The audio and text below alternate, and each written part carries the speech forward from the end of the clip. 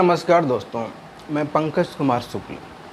आज मैं आपके समक्ष आया हूँ कुछ लोगों को एक्सपोज करने के लिए कि किस तरीके से हमारे देश में महात्मा गांधी और गांधीवाद का मजाक उड़ाया जा रहा है।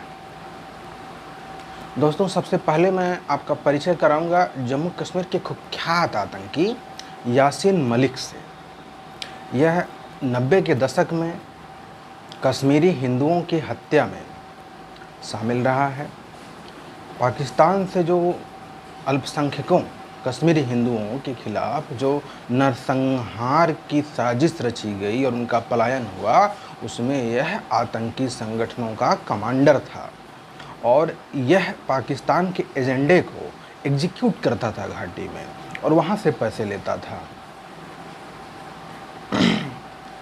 और इसी ने खुद अपने हाथों एयरफोर्स स्टेशन के बाहर 3 एयरफोर्स कर्मियों को गोली मारी थी, जिसमें कई लोगों ने इसके खिलाफ गवाही दी थी। यही नहीं, तत्कालीन मुख्यमंत्री मुफ्ती मोहम्मद सईद की बेटी रूबिया सईद को इसी ने किडनैप किया था और उसके बदले 3 दुर्दांत खूंखार खूनी आतंकियों को इसी ने छुड़वाया था, जिसमें रूबिया सईद ने इसके खिलाफ पहले भी गवाही दी थी और अभी भी गवाही दी है, जिस केस में कोर्ट ने इसको सज़ा सुनाई।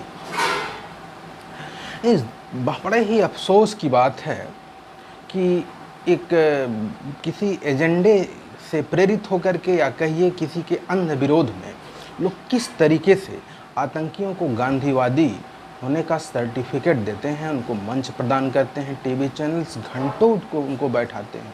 और तो और सबसे बड़ा विद्रूप, सबसे बड़ा मजाक यह है कि उन्हें प्रधानमंत्री कार्यालय में ऐसे दुर्दांत आतंकियों को जो खून में लिप्त रहे हैं और आज भी कश्मीर के उस हिंसक आंदोलन जो कि रक्तपात पर आधारित है और पाकिस्तान द्वारा प्रायोजित है और इस देश को तोड़ने के उद्देश्य से चलाया जा रहा है, को पूर्ण समर्थन देते हैं, को बुला करके प्रधानमंत्री कार्यालय में चाय पिलाया जाता था। कितने अफसोस की बात है। और यह व्यक्ति खुद को गांधीवादी कहता है और इस व्यक्ति को चाय पिलाने वाले लोग कहते हैं कि यह व्यक्ति गांधीवादी हो गया, जबकि यह व्यक्ति कश्मीरी अलगाववाद की हिंसक विचारधारा का आज भी खुलेआम समर्थन करता है। क्या यह कोई व्यक्ति स्वयं हिंसा में पहले लिप्त रहा हो, अब उसने बंदूक किसी दूसरे को थमा दी हो और उस हिंसक विचारधारा के लिए समर्थन जुटा रहा हो, तो वह गांधीवादी हो सकता है? कैसा मजाक है! इससे बड़ा मजाक और क्या हो सकता है? और इस देश के टीवी चैनल्स ने उसे स्थान दिया है। और दोस्तों, इसे शर्म की बात कुछ और नहीं हो सकती। कश्मीरी हिंदुओं के घाव पर इसे नमक छिड़कना, या आप समझिए कि उसे कुरेदना, इससे बुरा मजाक कश्मीरी हिंसा पीड़ितों के साथ और क्या हो सकता है कि जो हत्या आरोपित था, जो कमांडर था, जो पूरे षड्यंत्र में मुख्य आरोपी था, वह व्यक्ति प्रधानमंत्री कार्यालय में बुला करके चाय पीता है और जो पीड़ित थे उन्हें प्रधानमंत्री कार्यालय में आज तक मिलने के लिए नहीं बुलाया गया। यदि किसी तीसरे पक्ष को इस बात का मूल्यांकन करना हो कि भारत सरकार का आज तक का स्टैंड क्या रहा है, भारत सरकार किसके साथ खड़ी रही है, तो वह मुझे बड़े अफसोस के साथ कहना पड़ रहा है कि यह निष्कर्ष निकालने को बाध्य होगा कि भारत सरकार की जो भी सहानुभूति रही है, भारत सरकार ने अपनी जो भी ऊर्जा खर्च की है, वह कश्मीरी हिंसा पीड़ितों हिंदुओं के लिए नहीं, बल्कि हिंसा करने वाले आतंकियों को मनाने और उनका विश्वास जीतने में की है। और उसका परिणाम भी सुन लीजिए कि उत्तरोत्तर हिंसा बढ़ती गई और घाटी में जो समर्थन उग्रवाद के लिए, अलगाववाद के लिए था, उसमें 1% की भी कमी सरकार के सभी प्रयासों के बावजूद नहीं आई है। सभी प्रयासों से मेरा तात्पर्य है कि सरकार के यह दिखाने के बावजूद या यह करने के बावजूद कि हिंदुओं को पूरी तरीके से जो पीड़ित थे भूल जाएं और अपनी पूरी सिंपैथी कश्मीरी अलगाववादियों को मनाने में लगा दें, उनकी सारी इच्छाओं को पूर्ण करने में लगा दें, लेकिन उनके रवैये में 1% उनके पाकिस्तान प्रेम में 1% परिवर्तन नहीं आया है। आज भी घाटी में यदि सेना हटा दी जाए तो पाकिस्तान के झंडे लहराए जाएंगे, पाकिस्तान चलो के नारे लगाए जाएंगे। आज भी जो घाटी का इंटेलेक्चुअल है वह इस देश को अपना नहीं मानता, वह पाकिस्तान को अपना देश मानता है या तो स्वतंत्र होना चाहता है।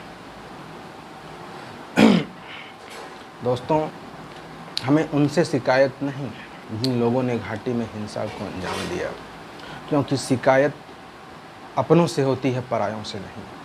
यह वह विचारधारा थी जिसने अफ़गानिस्तान में को हिंदू विहीन कर दिया, और जो बचे खुचे हिंदू थे उन्हें पिछले 40-50 वर्षों में मार के धर्म परिवर्तन करके, बलात्कार करके, जबरन या तो मुस्लिम बनाया गया है, या उनकी हत्याएं की गई हैं, या उनको भारत पलायन करने के लिए मजबूर कर दिया गया है। इसी विचारधारा ने, मैं धार्मिक चरमपंथ जिहाद की विचारधारा की बात कर रहा हूँ, इसी विचारधारा ने पाकिस्तान से हिंदुओं और ईसाइयों, सिखों को भारत में पलायन करने को मजबूर कर दिया। जो लोग वहाँ रहना चाहते थे उन्हें या तो धर्म परिवर्तन करना पड़ा, या तो उनकी हत्याएं हुई, उनके साथ बलात्कार हुआ और उनकी स्थिति बहुत ही नारकीय है।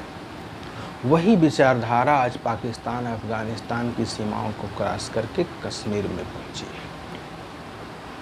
और ऐसा नहीं है कि इस विचारधारा से कंप्रोमाइज़ के प्रयास नहीं हुए हैं। इस विचारधारा का उद्देश्य स्पष्ट है, पैन इस्लामिज्म है। और बड़े अफसोस की बात है कि उस विचारधारा, उस हिंसक विचारधारा को भारत में लीड करने वाले लोग, एक व्यक्ति तो आज यासीन मलिक जेल की सलाखों के पीछे गया है, लेकिन उसे पहले प्रधानमंत्री कार्यालय में चाय पिला के जो पुरस्कार दिया गया, उसका जो गलत मैसेज इस देश में जाना चाहिए था चला गया है, और उसकी भरपाई नहीं की जा सकती। लेकिन इस एक यासीन मलिक को सजा देने से क्या होगा? बेटा कराटे तो अभी भी खुलेआम हो रहा है। सैकड़ों आतंकी खुलेआम पाकिस्तानी आतंकियों को संरक्षण देते हैं, उनके लिए धन जुटाते हैं, उनके लिए रैलियां करते हैं, सरेआम घूम रहे हैं, और सीधे तौर पे कश्मीरी हिंदुओं की हत्याओं में दोषी हैं। और आज भी उनको यदि अवसर मिले, हालांकि वहाँ सेना हिंदुओं की सुरक्षा करती है और अब हिंदू लोग अब हिंदू समूह में रहते हैं, उनको टारगेट करना थोड़ा कठिन हो गया है, लेकिन जहाँ भी अवसर मिलता है तुरंत उनको टारगेट किया जाता है। हालांकि 2014 के बाद सरकार के रवैये में थोड़ा परिवर्तन आया है, लेकिन आज भी सरकार यह स्टैंड नहीं ले सकी है कि उसकी सहानुभूति पीड़ितों के साथ है। सरकार की जो सहानुभूति होती है वह हिंसा पीड़ितों के साथ होनी चाहिए, न कि हिंसा करने वालों के साथ।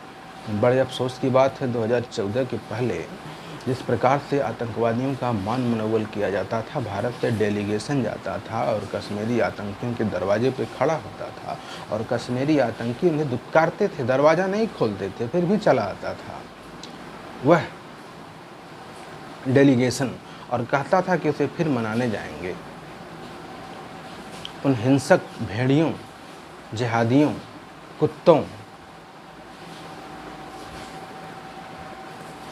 को मनाने से भारत सरकार को क्या हासिल हुआ है, आज ये सोचने की ज़रूरत है।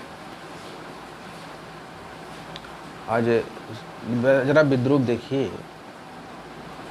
कि आज यह व्यक्ति, जिसे मैं भेड़िया कहता हूँ, अगर कोई भेड़िया सत्याग्रह करे और कहे कि मैं शाकाहारी हो गया हूँ, तो उस पर जितना भरोसा किया जा सकता है उतना ही भरोसा यासीन मलिक और उनके आकाओं पर किया जा सकता है, अगर वह कहें कि वह गांधी जी को मानते हैं और अब उन्होंने हिंसा का रास्ता छोड़ दिया है। नमस्कार, धन्यवाद।